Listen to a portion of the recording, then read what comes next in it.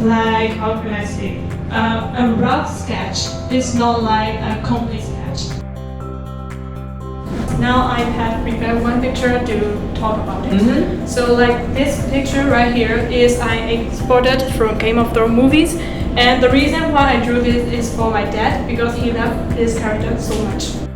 This is a drawing that I made with acrylic. This is just to practice my